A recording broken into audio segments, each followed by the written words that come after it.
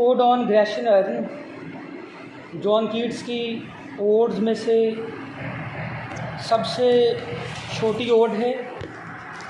कोशिश करेंगे इसे एक लेक्चर में वाइंड अप करें, तेज़ी से हमने पढ़ना है। ओड ऑन ग्रेशन अर्न का मतलब होता है मर्तबान, या एक ऐसे बर्तन को कहते हैं जिसमें हिंदू जो हैं मुर्दे को जलाने के बाद उसकी राख को रखते हैं, तो उस बर्तन को अर्न कहा जाता है। 1820 में ये लिखी गई नज़म है। 1820 से 1920 और फिर 2020 और तकरीबन ये कोई 200 साल या शायद ज़्यादा बनेंगे। 18 से 19 20 200 साल ही बनेंगे। 200 साल पुराने नज़म में लफ्ज़ थोड़े मुश्किल इस्तेमाल हुए, तो इसको समझने की कोशिश करें। Thou still unravished bride of quietness, still अभी तक, अनरेविश्ड जिसको कोई नुकसान ना पहुंचा हो, undisturbed, bride of quietness urn को कहता है that you are the undisturbed quiet new bride of silence, खामोशी की एक ऐसी दुल्हन जिसे कोई नुकसान नहीं पहुंचा। कौन? ग्रेशन अर्न, एक मर्तबान। ये भी दुल्हन बन गई, मर्तबान भी, ऐसे जिसको कोई नुकसान नहीं पहुंचा। था फॉस्टर चाइल्ड ऑफ साइलेंस, पहली लाइंस में एडजेक्टिव ही इस्तेमाल होंगे। पहले उसने कहा कि तुम खामोशी की, unravished, undisturbed, quiet new bride, खामोशी की एक नई दुल्हन की तरह हो। था फॉस्टर चाइल्ड, फॉस्टर चाइल्ड ऐसा बच्चा जिसको लेकर पाला गया हो। You are the foster child of silence, और खामोशी के एक पाले हुए बच्चे की तरह हो। And slow time, Aahista Aahista गुजरते हुए वक्त ने, और खामोशी ने तुम्हारी परवरिश की है एक बच्चे की तरह। सेल्वियन हिस्टोरियन, तुम जंगलों के मुअर्रिख हो, जंगलों की तारीख़ बयान करते हो। क्योंकि इस पर जो तस्वीर ये बनी हुई है, ज़ाहिर ब्लैक है तो उसमें समझ नहीं आ रही है, बैक साइड पे देख लें। ये तस्वीर उस पर अगर आप देखेंगे इसे कलर में, तो उसमें जंगल की एक तस्वीर बनाई गई है। दरख्तों के बीच में कुछ लोग खड़े हुए हैं, कुछ फीमेल्स खड़ी हुई हैं, उनकी तस्वीर है। इसलिए sylvan historian, the historian of the woods, जंगलों का मुअर्रिख, तुम जंगलों के मुअर्रिख हो। हु कैंस्ट, ये जहाँ पर भी लफ्ज़ आएगा कैंस्ट, इसका मतलब है कैन, CANST, इसका मतलब होगा कैन। तुम कर सकते हो, क्या कर सकते हो? एक्सप्रेस, बयान कर सकते हो। अ फ्लावरी टेल, एक ये फूलों की कहानी, क्योंकि वहाँ पे दरख्त बने हुए हैं और उनमें कुछ फीमेल्स और मेल्स मौजूद हैं। उनको क्या मसला है, क्या कहानी है, ये सिर्फ अर्न बयान कर सकता है। असल में ये किसी एग्ज़िबिशन में, किसी नुमाइश में गया, वहाँ पे इसने देखा एक मर्तबान पड़ा हुआ है और उसके ऊपर एक तस्वीर बनी हुई है जो यहाँ आपको नज़र आ रही है। उस तस्वीर को देखकर इसके दिमाग में ये पूरी नज़म आ गई और इसको इसने लिख दिया। अ फ्लावरी टेल, ये तो कोई जंगलों की कहानी है, फूलों के दरमियान की कहानी।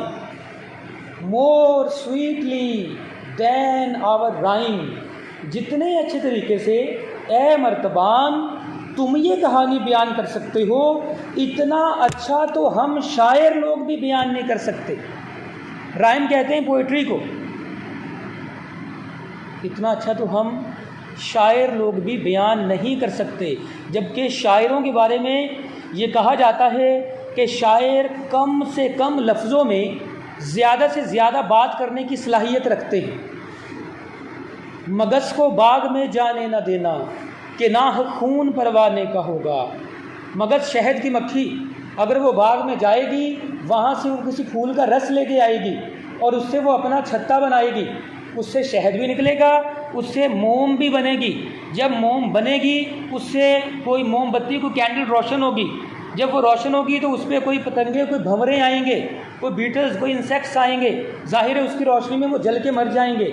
इसलिए उनको मरने से बचाने के लिए बेहतर है मगज़ को बाग में जाने न देना।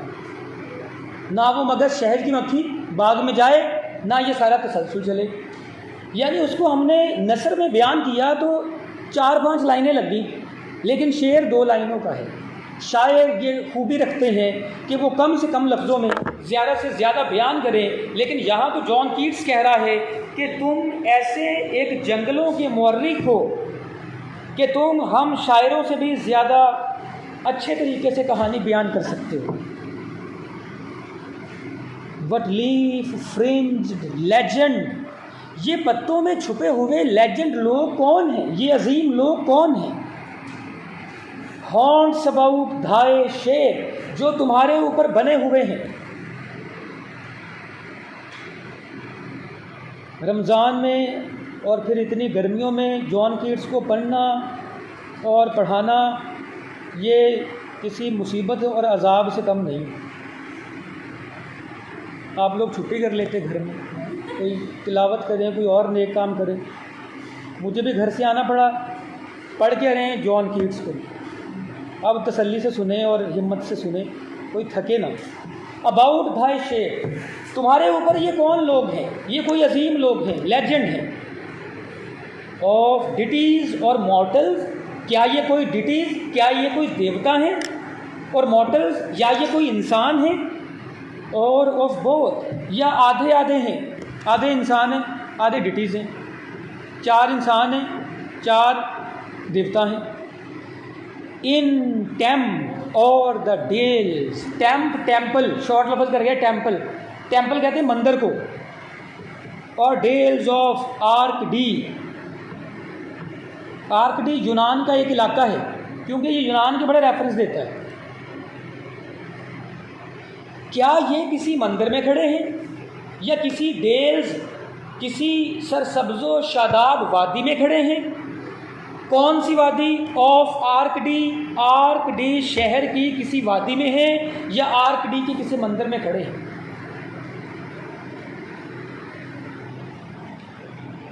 बट मैन और गॉड्स आर दीज, चाहे ये कोई इंसान है, चाहे ये कोई देवता है, ये लोग कौन हैं। अर्न इसको क्या बताए कि ये कौन है, एक मर्तबान क्या बोल के बताए। वट मेडन्स लॉथ, इनमें से कुछ मर्द हैं कुछ औरतें हैं। वट मेडन्स लॉथ, लेकिन जो औरतें हैं, why they are looking as if they hate the man और मेल्स, इनकी शक्लों से लगता है कि जैसे जो मेल्स साथ में खड़े हुए हैं उनसे ये नफ़रत करती हैं। अब उस पर बना हुआ है अर्न पे तस्वीर, उनकी शक्ल से जॉन कीट्स ने खुद ही अंदाज़ा लगा लिया कि इन औरतों को साथ में खड़े हुए मर्दों से नफ़रत है। एक्सप्रेशन को पढ़ रहा है, चेहरे के तासुरात को पढ़ रहा है। पता नहीं कितने साल पहले किसी ने उस अर्न पे ये तस्वीर बनाई होगी और उसका क्या पर्पज़ होगा, लेकिन जॉन कीट्स को लगता है कि औरतें इनसे नफ़रत करती हैं।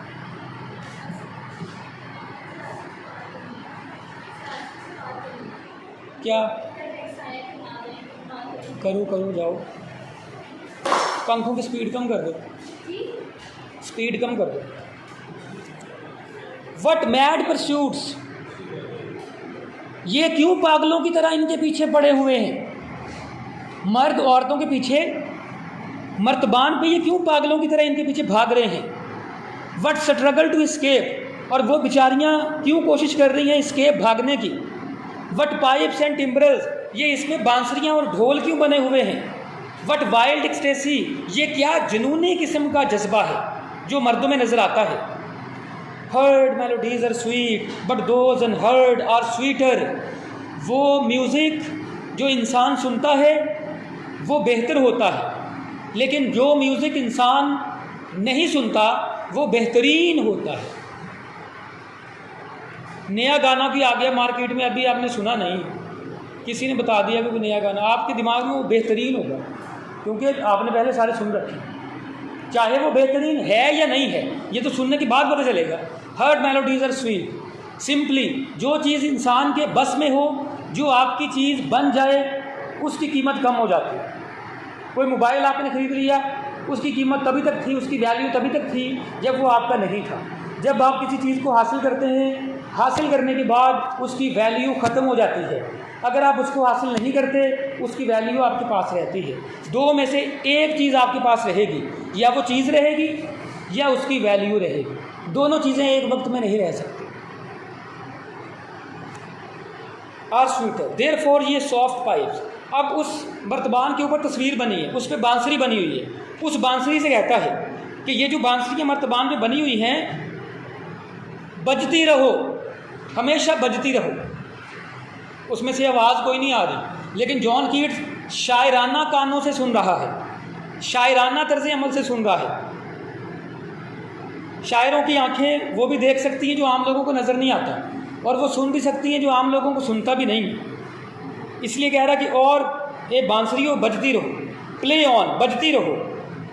Not to the sensual, sensual इसको चे के साउंड से पढ़ेंगे, सेंचुअल्स एयर, सेंचुअल एयर इंसानों के कानों के लिए ना बजती रहो, बट मोर इन डेयर्ड, लेकिन इससे भी ज़्यादा कीमती कानों के लिए बजती रहो। और वो कान किनके हैं? वो शायरों के हैं, वो जॉन कीट्स के हैं। ज़रा तेज़ तो नहीं पढ़ रहे हम? समझ आ रही है? ये एक एक लाइन ना कम से कम 10-10 मिनट लेती है, लेकिन मैं तेज़ी से पढ़ा रहा हूँ क्योंकि हमारा पर्पज़ है इसको पढ़ने के बाद क्वेश्चंस की तरफ जाना। लेकिन ये याद रखें कि इसमें से रेफरेंस कॉन्टेक्स्ट आता है। चंद दिन पहले आपके ग्रुप में शायद मैंने स्टैंजा को अटेम्प्ट करने का एक क्लिप शेयर किया होगा, वो किसी ने नहीं सुना होगा। क्यों फजूल MB ज़ाया करें टीचर की बात सुन के, गाना वगैरह सुने को। तो आपने स्टैंजा कैसे अटेम्प्ट करना है उसमें मैंने बताया हुआ। इसमें से स्टैंजा आना है आपको, जैसे फर्स्ट ईयर में आता था, रेन पोएम में से, ऑज़मैंडियस पोएम में से, सिंधी वुमेन में से, लवलीस्ट ऑफ चेरी ट्रीज में से।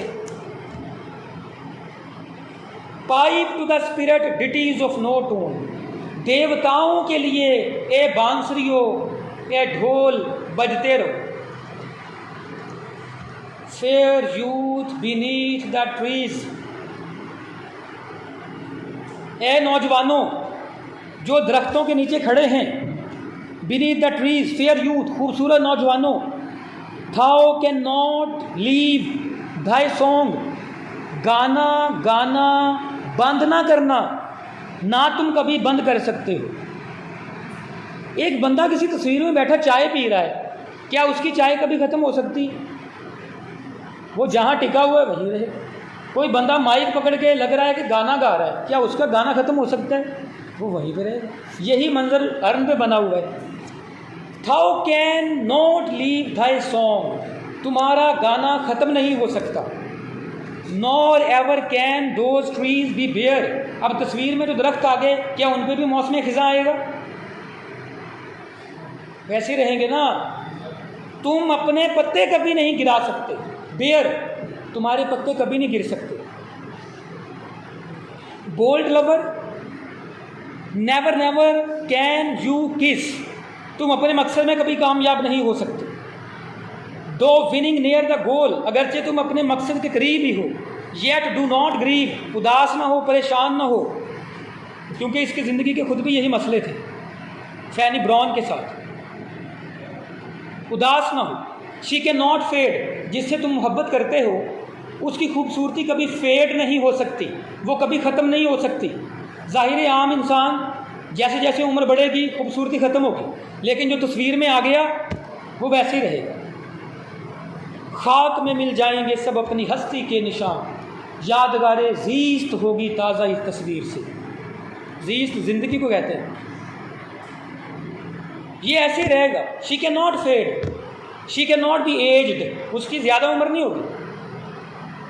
दो thou has not thy bliss, वो हमेशा नौजवान रहेगी, लेकिन मसला ये है तुम अपनी खुशी कभी हासिल नहीं कर सकते। Bliss for ever wilt thou love, तुम्हारी मोहब्बत जाविदा है, हमेशा के लिए है, कभी ख़त्म नहीं होगी, क्योंकि वो तो तस्वीर है।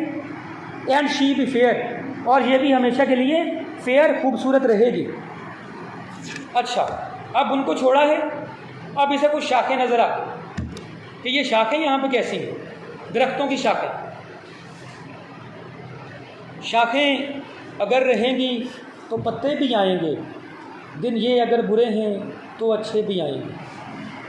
हैप्पी हैप्पी बोज, ये शाखें कितनी खुश लग रही हैं, इंसान तो जो भी लग रहे हैं, ये शाखें कितनी खुश लग रही हैं। दैट कैन नॉट शेड योर लीव्स, ये इसलिए खुश हैं क्योंकि इन पे लगे हुए पत्ते कभी शेड, कभी गिर नहीं सकते।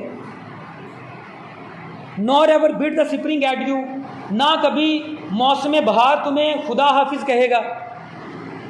एंड हैप्पी मेलोडिस्ट, और ये जो साथ में खड़ा हुआ एक इंसान मेलोडी, कोई साज बजा रहा है, अनवियर्ड, ना तुम थके हो ना तुम कभी थकोगे, जाहिर तस्वीर है, उसमें कौन क्या थकेगा। फॉर एवर पाइपिंग सॉन्ग, हमेशा बांसुरियों पे पाइपिंग, बांसुरियों पे गाने गाते रहो।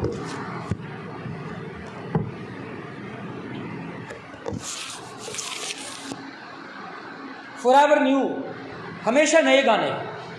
आपने किसी सिंगर को देखा, उसका कोई पोस्टर लगा हुआ, कौन कौन से सिंगर हैं आजकल पाकिस्तान के? हाँ जी, सुनते ही गाने हैं?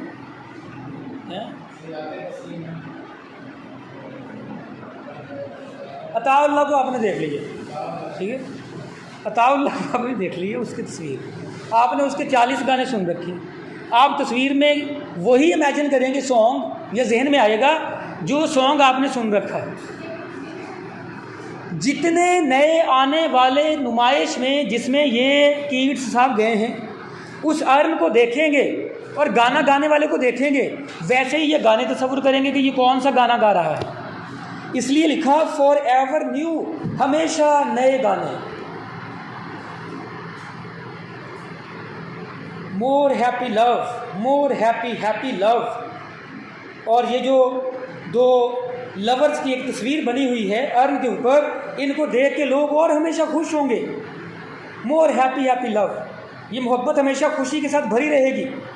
For ever warm and still to be enjoyed, इस मोहब्बत में जो गुदाज है वो कभी ख़त्म नहीं होगा। फॉर एवर पेंटिंग, लेकिन इनका पेंटिंग, पेंटिंग का मतलब होता है किसी चीज़ की ख्वाहिश करना, किसी चीज़ के लिए तरसते रहना, लेकिन इनका कभी तरसना भी ख़त्म नहीं होगा, इनकी कभी ख्वाहिश भी ख़त्म नहीं होगी। एंड फॉर एवर यंग, ये हमेशा नौजवान रहेंगे। कौन? जो तस्वीर वहाँ पे नज़र आ रही है। All breathing human passion for above, सारे इंसानी जज्बे फार अबव, वो इनसे अलग हैं। गुस्सा है, किसी इंसान, जिंदा इंसान को आया, ख़त्म हो जाएगा। किसी इंसान को कोई भी फीलिंग है, वो ख़त्म हो जाएगी। किसी पे गुस्सा है, काइंडनेस है, मोहब्बत है, वक्ती तौर पे 2 साल 4 साल 5 साल सब ख़त्म हो जाएगा, इंसानी जज्बे ख़त्म हो जाएंगे। लेकिन तस्वीर में जो कुछ बना हुआ है, उनको कहते हैं कि तुम्हारे लिए ये कभी ख़त्म नहीं होगा। जैसे कि नाइट एंगल को इसने अपने आप से बेहतर समझा, ऐसी तस्वीरें बने हुए लोगों को अपने आप से बेहतर समझ रहा हूँ। बस करें, थक तो नहीं गए, चलें और पढ़ते हैं। कोई जवाब ही नहीं आया। All breathing that leaves a heart high, sorrowful and cloyed, तुम्हारी ये खुशी वाली हालत देखकर, जेलसी की वजह से मैं तो हाय सॉरोफुल, शदीद गमज़दा हो गया हूँ कि मेरी ज़िंदगी में क्यों गम है, तुम क्यों खुश हो। अ बर्निंग फॉरहेड, सर जल रहा है। एंड पार्चिंग टंग, गला खुश्क हो रहा है, बीच में रोज़े की हालतें भी आ गई। Who are these coming to the sacrifice? अब एक नई तरफ इसकी नज़र चलेगी, ये लोग कौन हैं जो किसी जानवर को कुर्बान करने के लिए आ रहे हैं। ये मर्तबान के सामने खड़े होकर नज़म पढ़ता तो शायद वो बोल ही पड़ता। टू व्हाट ग्रीन ऑल्टर, ये किस सरसब्ज कुर्बान गाह में जा रहे हैं। ओ मिस्टीरियस प्रीस्ट, ये इनके आगे आगे चलता हुआ पादरी कौन है, प्रीस्ट कौन है। Leadest thou that heifer lowing at the sky, और इन्होंने ये एक गाय के बछड़े को रस्सी में क्यों बांध रखा है। लोइंग एट द स्काई, वो बेचारा इतनी ऊंची ऊंची चीखें मार रहा है कि उसकी आवाज़ें आसमान तक जा रही हैं। कहाँ से आवाज़ें आ रही हैं? तस्वीर में से। जॉन कीट्स को वो आवाज़ें भी सुन रही हैं। देखें शायर की सेंसिटिविटी कितनी हाई है। तस्वीर में उसको चीखने की आवाज़ें, और कोई नॉर्मल नहीं, वो आवाज़ें आसमान तक जा रही।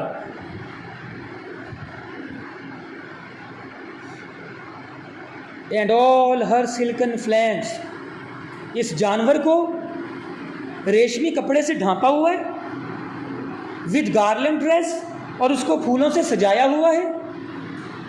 What little town by river, ये छोटा सा कस्बा क्यों बना हुआ है जो दरिया के किनारे है या समंदर के किनारे है। और mountain built with peaceful Citadel, और ये पहाड़ी के ऊपर किला क्यों बनाया हुआ है, सिटाडेल किला। Is emptied of this folk, इस गांव के सारे लोग किधर चले गए हैं। एम्पिटाइड खाली गांव है, फॉग लोग। दिस पॉइस मॉर्निंग, इस नेक मुबारक सुबह के वक्त लोग किधर चले गए हैं। वो जानवर की कुर्बानी करने के लिए चले गए हैं, ऊपर जिसका जिक्र है। And little town thy streets for ever more will silent be, ए छोटे गांव तुम्हारी गलियां हमेशा वीरान रहेंगी। जो लोग चले गए वो वापस नहीं आएंगे, क्योंकि तस्वीर है, तस्वीरों में कुछ चेंज नहीं होता सिवाय हैरी पॉटर की तस्वीरों के। देखी किसी ने फिल्म, उन तस्वीरों में सब कुछ चेंज होता है। And not a soul to tell, not a man to tell, गांव में एक भी शख्स नहीं मुझे बताने के लिए, जो मुझे बताता कि ये सारे किधर गए हैं। वाई थाउ और डेसोलूट, डेसोलूट वीरान, ये कस्बा क्यों वीरान है। कैन एवर रिटर्न, क्या वो लोग जो गए हैं कभी वापस आएंगे। O Attic shape fair attitude with brede, urn तुम्हारी शक्ल एटिका की तरह है, यूनान का एक शहर है। Fair attitude with breed of marble man and maidens, ये ब्रीड कहते हैं लाइनों को, तुम्हारे ऊपर लाइनों को खींचकर मैन एंड मेडन्स, मर्दों को और औरतों को बनाया गया है। ओवररॉट मेड बनाया गया है, ओवररॉट बनाया गया है। विद फॉरेस्ट ब्रांचेस, और जंगली दरख्तों की शाखें वो नज़र आ रही हैं। एंड द ट्रॉटन वीड, और एक रास्ता है जो ट्रॉटन है। ट्रॉटन वीड ऐसे रास्ते को कहते हैं जिसके दोनों तरफ घास हो, दरमियान में लोगों के गुजर जाने की वजह से मट्टी हो, यानी रास्ता बन चुका हो, उसको कहते हैं ट्रॉटन वीड। किसी घास के मैदान में बना हुआ चलने के लिए रास्ता, जो मुसलसल लोगों के गुजरने की वजह से वहाँ से घास ख़त्म हो चुकी है। थाओ साइलेंट फॉर्म, अर्न तुम तो खामोश हो, साइलेंट फॉर्म हो। Dost tease us out of thought, तुम मुझे तंग कर रहे हो, तुम मेरी सोच को तंग कर रहे हो। एज डथ इटर्निटी, जैसे कि अब्दियत करती है। अब्दियत कभी ख़त्म नहीं होगी। अब्दियत यानी इस दुनिया के बाद की दुनिया, कब्र की दुनिया, एक दिन 1000 साल के बराबर, वो भी जल्दी तब्दील नहीं होती। तुम भी तब्दील नहीं होगे, इसलिए तुम मुझे तंग कर रहे हो। किसी चीज़ का मुस्तकिल होना किसी अजाब से कम नहीं होता। किसी को खाने में कोई स्वीट डिश पसंद है, कितना खा लेगा, तंग आ जाएगा। किसी को सोना पसंद है, कितना सो लेगा, तंग आ जाएगा। किसी को जो भी पसंद है, आप एक दिन उससे तंग आ जाएंगे।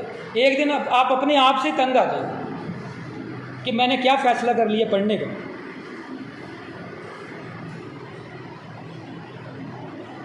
तुम तंग कर रहे हो। कौन तंग कर रहा है? क्या सुन रहे हैं? अर्न तंग कर रहा है जॉन कीट्स को, पता नहीं किधर तवज्जो। कैसे तंग कर रहा है? उसको जितना देख रहा है उतने नए नए ख्याल उसके दिमाग में आ रहे हैं, तो वो तंग हो रहा है। कोल्ड पेस्ट्रल, ये सामने एक चिरागा नज़र आ रही है मुझे, ये बहुत ठंडी लग रही है। Cold, when old age shall this generation waste. आ गया फिर मौत की तरफ।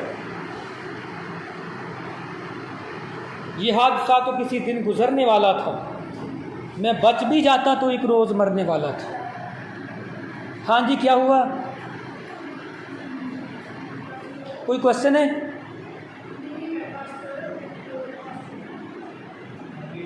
ठंडी चरागाह, कोई सरसब्ज सर्द मैदान। When old age shall this generation waste, मेरी जनरेशन, मेरी उम्र के लोग एक वक्त आएगा सारे मर जाएंगे, वेस्ट हो जाएंगे।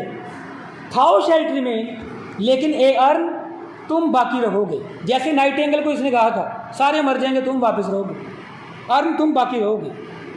क्योंकि टीबी का मरीज़ था, बाप माँ भाई बहनें रिश्तेदार कई लोग टीबी से मर गए। इसको हमेशा लगता था कि ये भी जल्दी मर जाएगा। रिदा तवज्जो नहीं तुम्हारी हैं? जो ज़्यादा सर हिलाए उसकी तवज्जो नहीं होती, तुम सर ज़्यादा हिला रही हो। Excess of everything is bad. क्या हुआ? इंक्रीमेंट नहीं लगा? क्या मसला? वो पैसों का मसला होगा। तुम्हारी ज़िंदगी में मसले पैसों के ही। तुम देख लो, उनकी बात सुनो। ये लेक्चर सारा इसको मैंने इसके ऊपर वीडियो बना के अपलोड करनी होती है, उसमें सुन लोगे दोबारा। ये मोबाइल इसीलिए रखा हुआ, रिकॉर्डिंग हो रही है, और ये भी बीच में रिकॉर्ड हो गया। थाउ शैल्ट रिमेन ए अर्न, तुम हमेशा बाकी रहोगे। 2 मिनट रह गए मेरे, 40 मिनट तक क्लास है, लाइनें भी 2 ही रह गई। हमेशा रहोगे। इन मिडस्ट ऑफ अदर हु, बाद में आने वाले कई गमज़दा इंसान भी तुम्हें देखेंगे, लेकिन तुम ऐसे खुश रहोगे। Than ours a friend to man to whom thou sayest, तुम इंसानों से कहते हो ब्यूटी इज ट्रूथ। बड़ी मशहूर लाइन है ये, truth beauty that is all, beauty is truth. दुनिया की वाहिद चीज़ जो सच है वो खूबसूरती है, ट्रूथ ब्यूटी, और जो सच है वही खूबसूरत है। तुम कोई सच बात बता दो मैं तुम्हें माफ़ कर दूंगा, हम अक्सर ये बोलते हैं। यानी उस सच में हमें कोई ना कोई खूबसूरती नज़र आती है। खूबसूरती सिर्फ देखने में नहीं होती, खूबसूरती सुनने में भी होती है। आप कोई म्यूज़िक सुन रहे हैं, उसके साज की अपनी एक खूबसूरती है। आप कुछ सच सुन रहे हैं, उसकी अपनी एक खूबसूरती है। आप कुछ चुगलियाँ सुन रहे हैं, उसकी अपनी एक खूबसूरती है। आपकी एस्थेटिक सेंसिबिलिटी आपकी खूबसूरती को बताएगी कि आपके लिए किस चीज़ में खूबसूरती है। आप कुछ झूठ सुन रहे हैं कि आप लोग सारे टॉपर हैं, इसकी अपनी एक खूबसूरती है। ब्यूटी इज़ ट्रूथ, खूबसूरती सच है और सच ही खूबसूरती है, ये दोनों एक जैसे ही हैं। दैट इज़ ऑल, यही दुनिया की हकीकत है। ये नो ऑन अर्थ, ये इंसानों तुम्हें तो जाननी चाहिए। एंड ऑल ये नीड टू नो, और जो नहीं जानते उनको ज़रूरत है कि वो भी जान लें। और इनका जो फ़लसफ़ा था रोमांटिक पोइट्स का खूबसूरती के बारे में, इनका फ़लसफ़ा ये था कि कुदरत ने जो चीज़ भी पैदा की है, चाहे वो बदसूरत है, इनके मुताबिक तो सांप भी बहुत खूबसूरत है, इनके मुताबिक तो लिजर्ड्स भी बहुत खूबसूरत है। जो खूबसूरती लिजर्ड की है वही कोयल की है, जो खूबसूरती किसी कांटे की है वही फूल की है। क्योंकि सब चीज़ें किसने पैदा की? खुदा ने, किस खुदा ने? वो कॉलरिज का शेर मैंने आपको सुनाया था, all things both small and great, both great and small, for the dear God who loves us he made and love them all. सारी चीज़ें खुदा ने पैदा की हैं, और इंसान अगर खुदा से मोहब्बत की दावे करता है तो उसे चाहिए कि खुदा की बनाई हुई सारी चीज़ों से मोहब्बत करे। ये रोमांटिक पोइट्री का फ़लसफ़ा है। खूबसूरती सिर्फ वो ना समझे जो हम इंसानों के मुताबिक होती है,